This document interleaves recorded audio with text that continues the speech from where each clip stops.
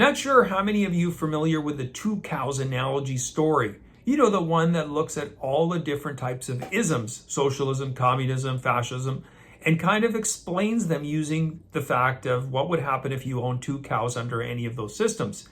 Now, given how complex these ideas are into themselves, this analogy story I found really summed them up quite neatly, and I'm going to share it with you today. First off, let's pretend that you have two cows, you're a farmer, and under socialism, what would happen?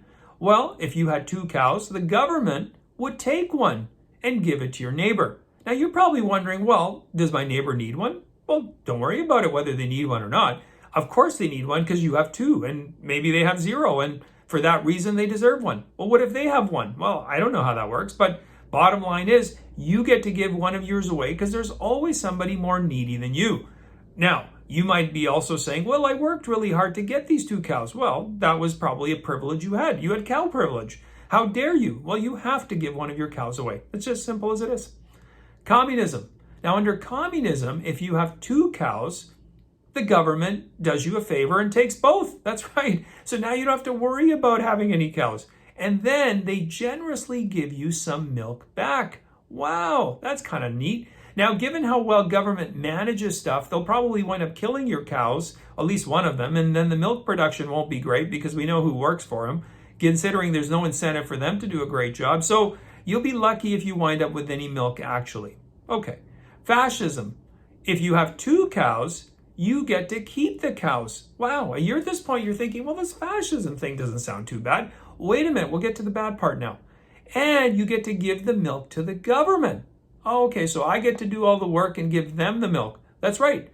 And then the government sells you some milk back.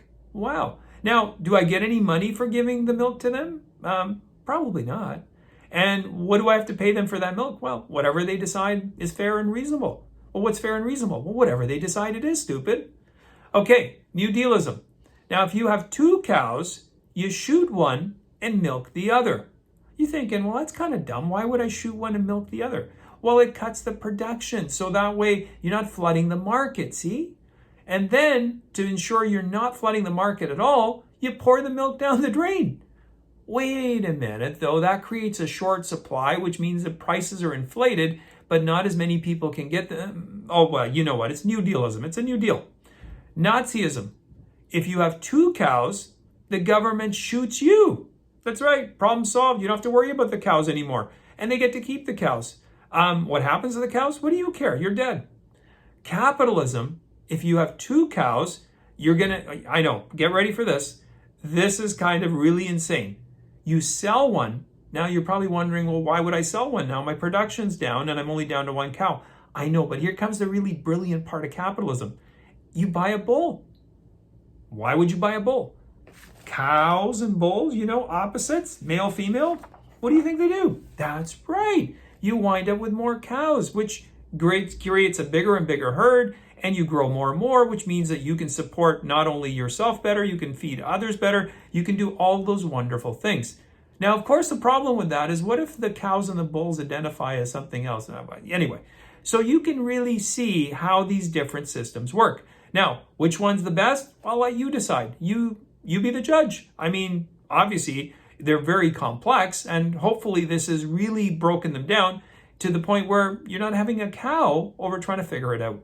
Anyway, I do appreciate you watching. Thank you very much. Please post any comments you have in the comment section. You can also follow me on my Rumble, my Locals account. If you haven't yet subscribed to my channel, please do so. You can also follow me at Twitter at Cammer612. See you next time.